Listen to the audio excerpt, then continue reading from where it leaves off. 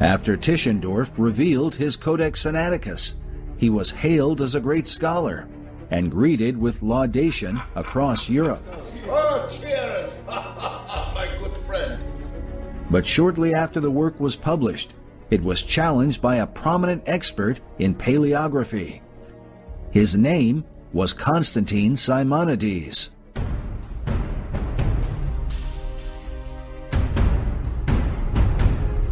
Constantine Simonides is undoubtedly the forgotten link in the history of Codex Sinaiticus, and it's because he waged an open and a public debate against Tischendorf for about 4 years, arguing that Codex Sinaiticus was not an ancient manuscript.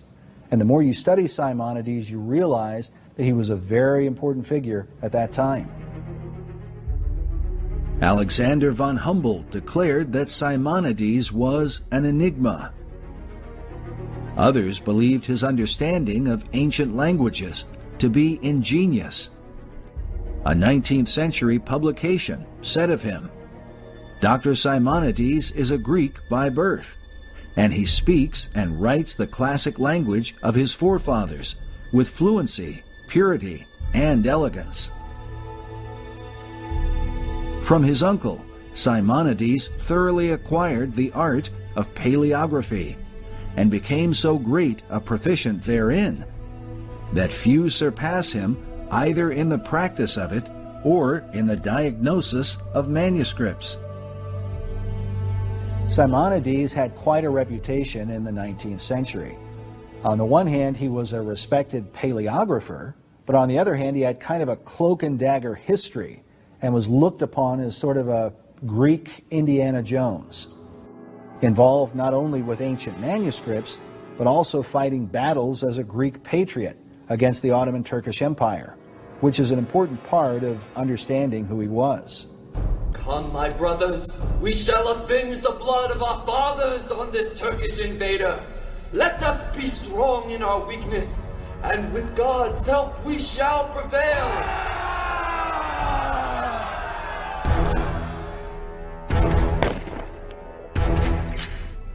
One of the newspapers of the time reported that the escapades of Mr. Simonides extend over nearly 20 years. In Alexandria, he contrived to quarrel with some Arabs, pistoled 2 of them, received some ugly wounds on the head and face from a third. In Macedonia, his native country, he succeeded in getting up a little insurrection among his countrymen, who joined him in the leadership of the patriot bands. He fell on a detachment of Turkish soldiers, drove them into a river, and destroyed some 150 of them. These are the kinds of stories recorded about Simonides as a Greek patriot, who was still fighting against the Turks in a conflict that dated all the way back to the fall of Constantinople in 1453. When the Turks invaded the ancient capital of the Greek Orthodox Empire. In the 19th century, the Greeks remembered Constantinople as if it had just happened the day before. Constantinople will be ours again! Simonides was apparently involved in continued battles with the Turks and controversies against the Latinizers, or Roman Catholics as he called them, because both the Turks and the Catholic Church had fought against the Greek Orthodox kingdom. And so for Simonides, the Turks and the Catholics were both ancient enemies. And this conflict with Rome in particular would have everything to do with his controversy against Tischendorf. And then as a scholar, Simonides was equally in the thick of debates about ancient manuscripts. He had presented his work before kings, nobles, foreign ministers, diplomats. He'd sold a number of manuscripts to the British Museum and other prominent institutions in Europe. So he was involved in the highest levels of the academic world at that time. Simonides owned a collection of more than 5,000 ancient manuscripts that he had partly inherited from his uncle. As he traveled across Europe, he presented these works at libraries and universities. Their content often sparked intense debate. Simonides' debates usually centered around the understanding of ancient languages, and he generally believed that his own knowledge was superior to those around him, although he did not have a reputation for arrogance. While he was in Germany, he got into a vicious conflict with the scholars at the University of Leipzig, and it was there in 1855 that he made enemies with von Tischendorf. So now, years later, when he comes forward and questions Codex Sinaiticus, he does so as Tischendorf's old nemesis. Simonides claimed that Codex Sinaiticus was no ancient manuscript at all, but a modern work created by himself and two other Greeks in 1840.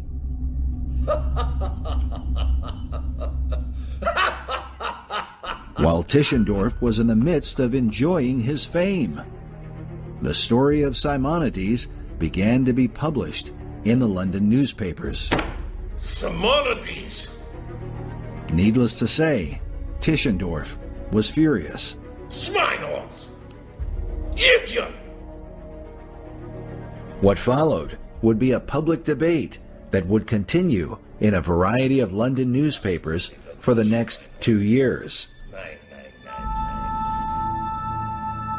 In July of 1861, a publication called the Literary Gazette reported that, "We understand that in literary circles a rumor prevails that the manuscript now publishing by the Russian government under the direction of Mr. Tischendorf, purporting to be a manuscript Bible of the 4th century, is not an ancient manuscript, but is an entirely modern production, written by a gentleman now alive, who will shortly take measures to establish his claim to the authorship. The manuscript is known as the Codex Sinaiticus and has attracted a large amount of attention throughout Europe. Should the rumor prove to be correct, as we believe it will, the disclosures that will follow must be of the greatest interest to archaeology."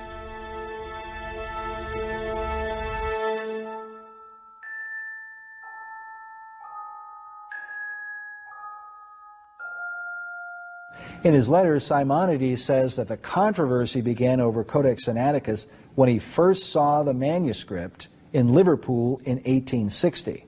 And then it was the following year that the newspapers got hold of the story. So this story first appears in 1861, but Simonides did not publish his side of the story until 1862. And the only reason he did so is because he was drawn in to the conflict by two of the prominent scholars at that time. The two scholars in question were Samuel P. Tregelles and Fenton John Anthony Hort. Tregelles and Hort believed Sinaiticus to be real and took sides against Simonides almost immediately. Tregelles wrote that the story of Simonides was as false and absurd as possible.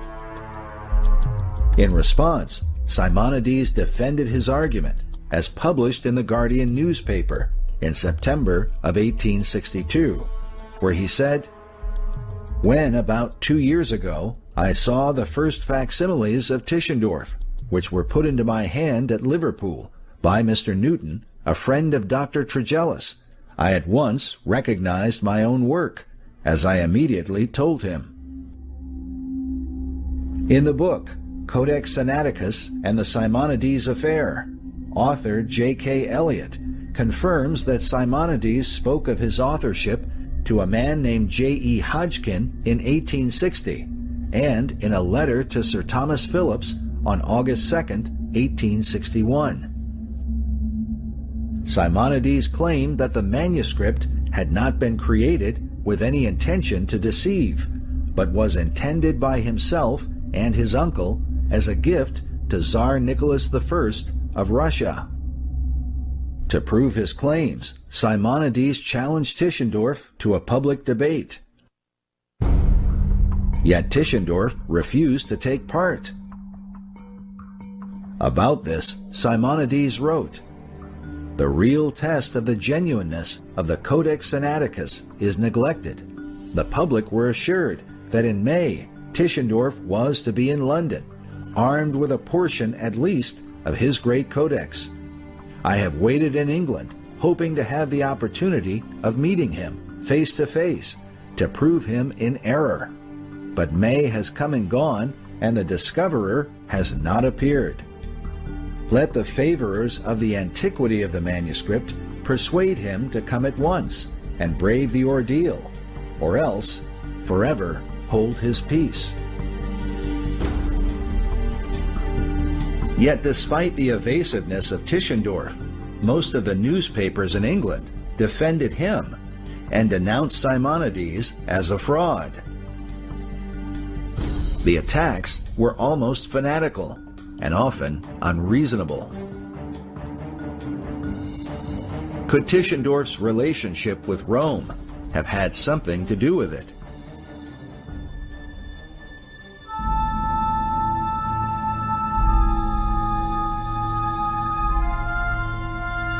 During this same era, Protestant historian J.A. Wiley wrote about the Jesuits' influence in English media. In his book on the Jesuits' morals, maxims, and plots, he said that there are two institutions in especial to which the Jesuits will lay siege. These are the press and the pulpit. The press of Great Britain is already manipulated by them, to an extent of which the public but little dream. The whole English press of the world is supervised, and the word is passed round how writers, speakers, and causes are to be handled, and applause or condemnation dealt out just as it may accord with the interests and wishes of Rome.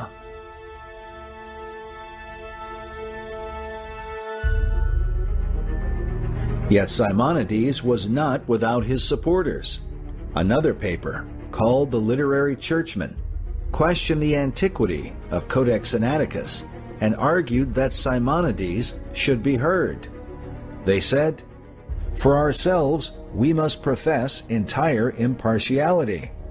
Though we were quite ready, from the first, to admit the importance of the discovery of Tischendorf, we are not prepared at this moment to say with Dr. Trigellus that the statements of Simonides are as false and absurd as possible. Tischendorf applies these terms, false and absurd, just now to Trigellus himself." The reason Tischendorf attacked Trigellus was because he disagreed with him about the writing of Codex Sinaiticus. Trigellus said, "On one point I believe that I differ materially from Tischendorf as to the writing of the manuscript. He thinks that he sees traces of various hands having been employed, in such a way that a change of writer must have frequently taken place. I believe that the difference is to be attributed to the scribe having more or less ink in his style, the ink being more or less thick, and the surface of the vellum slightly varying." In other words, the scribe dips his stylus into an inkwell, and when he first begins to write, there's a lot of ink on it. But sooner or later, the ink runs thin.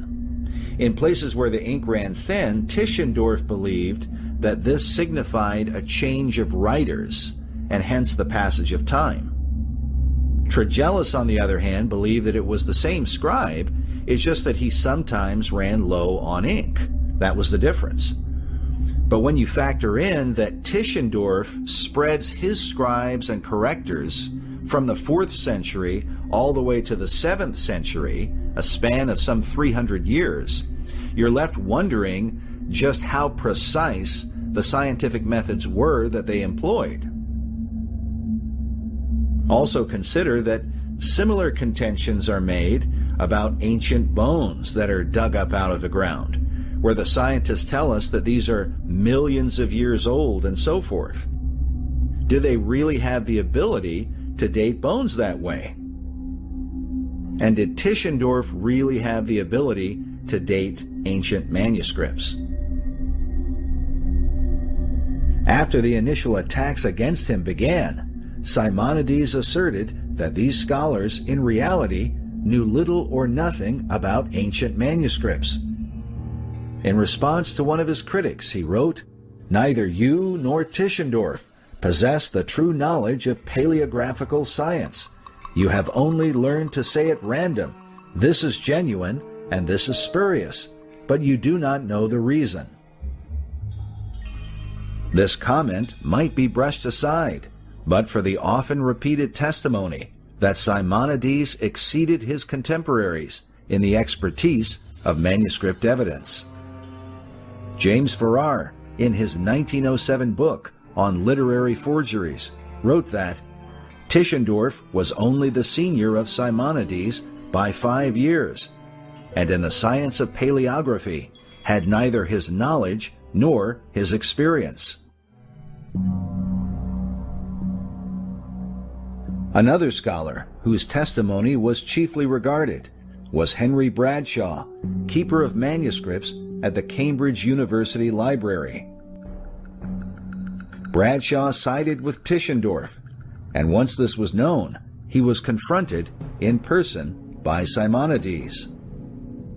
In a letter describing the encounter, Bradshaw wrote, "Dr. Simonides wrote to me to convince me and my friends that it was quite possible for him to have written the volume in question.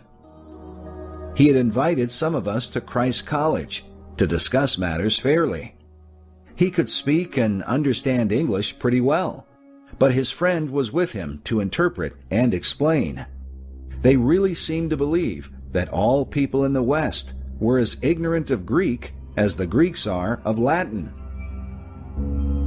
But the great question was, how do you satisfy yourselves of the genuineness of any manuscript? I first replied that it was really difficult to define, that it seemed to be more a kind of instinct than anything else. Dr. Simonides and his friend readily caught at this as too much like vague assertion, and they naturally ridiculed any such idea. But I further said that I had lived for 6 years past in the constant, almost daily habit of examining manuscripts. Bradshaw then applied this principle to his opinion of Codex Sinaiticus. When Simonides objected, Bradshaw said, "I told him, as politely as I could, that I was not to be convinced against the evidence of my senses." So Bradshaw essentially admitted that there was no real scientific proof as to the age of Codex Sinaiticus. And he ultimately admitted that all he trusted in were his senses or his instincts about the manuscript. And Bradshaw is very significant because it was his reputation as a scholar that really compelled people to embrace Tischendorf's codex. Bradshaw further said that Dr. Simonides always maintained that the Mount Athos Bible, meaning Codex Sinaiticus, written in 1840 for the Emperor of Russia, was not meant to deceive anyone, that it was Professor Tischendorf's ignorance and inexperience which rendered him so easily deceived where no deception was intended. Mount Athos was the location where Simonides claimed he had created the codex. He provided many details for how the manuscript had been written and how it came to be at Mount Sinai. He also provided many names of those in the Greek world who he said could confirm that he created the manuscript. But strangely, most of these details were never investigated, either by the supporters of Tischendorf or by the newspapers of the time.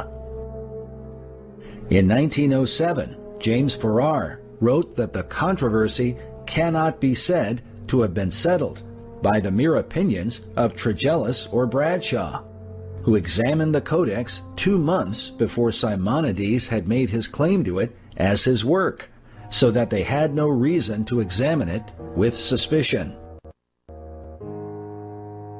But could there have been some other motive that drove the critical scholars at this time?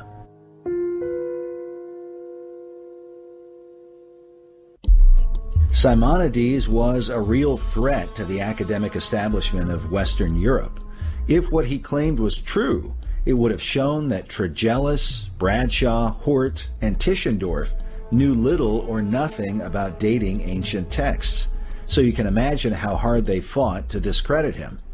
Not only that, but Simonides was working at the time with a man named Joseph Mayer, who was the founder of the Mayer Museum in Liverpool. And while there, Mr. Mayer had him come and examine a series of ancient Egyptian scrolls that he had purchased years before.